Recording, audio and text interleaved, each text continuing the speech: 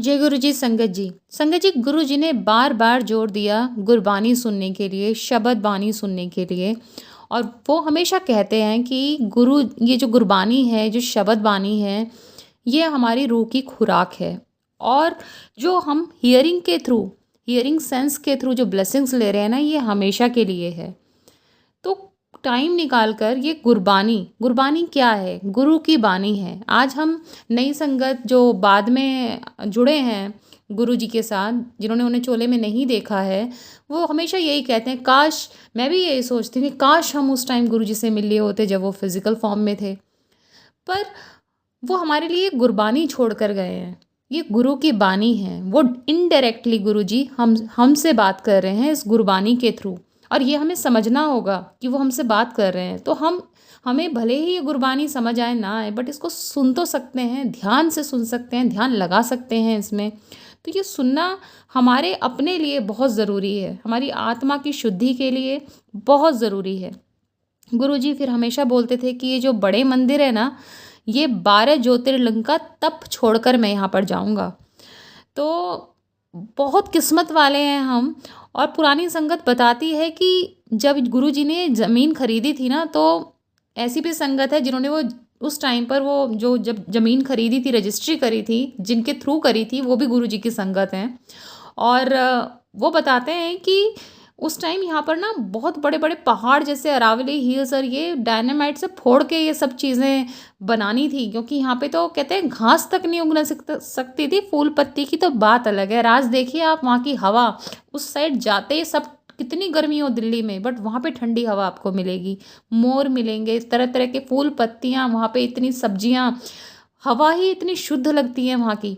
और गुरुजी ने बोला भी था कुछ संगत को कि तुम 5 किलोमीटर के आसपास के रेडियस में यहाँ घर बना लो, बीमारियाँ कोई घर पे फटकेंगी भी नहीं तुम्हारे। तो उन्होंने ये बोला कि भले ही कोई मत्था टेके ना टेके, अगर यहाँ से कुछ निकल के साइड से निकल भी गया ना बड़े मंदिर में, वो भी मेरी ब्लेसिंग्स लेकर चला जाएगा।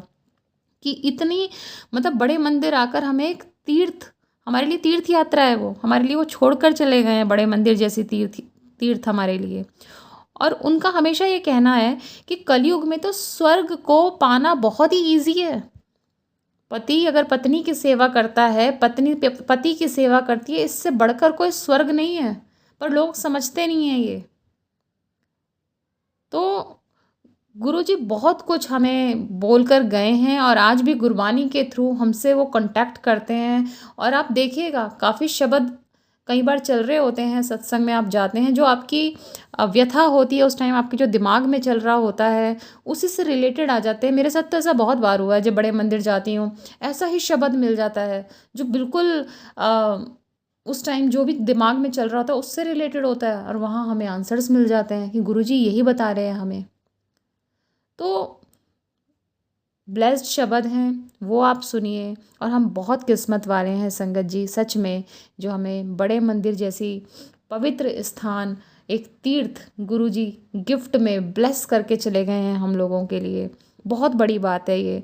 लोग कहते हैं बड़े मंदिर में, जो नहीं जानते हैं इसके बारे में, वहाँ क्या करना होता है, कहते हैं जी मत्था टेकना होता है, लंगर खाना होता है और उसके बाद आ जाना होता है। कहते हैं और क्या करना होता है। तो लोगों को भरोसा नहीं होता है कि एक गुरु के दर्शन इतना आसान बनाकर चले गए हैं और उसके बाद वो ब्लेसिंग्स पा लेते हैं गुरु जी की, सोचिए। तो बहुत बड़ी बात है। और बहुत ब्लेस्ड हैं हम लोग। बस गुरु जी की ब्लेसिंग सबको मिलती रहे और ज़्यादा से ज़्यादा लोग उनसे जुड़ें, सही रास्ता चुनें और सबको सही रास्ता मार्गदर्शन गुरु जी करते रहें इसी तरीके से। बस यही अरदास है। आपका अनंतम अनंतम शुक्राना गुरु जी, जो आपने किया हम लोगों के लिए और जो आप आज भी कर रहे हैं हम लोगों के लिए। हमारे पास वर्ड्स नहीं है उसका शुक्राना करने के लिए।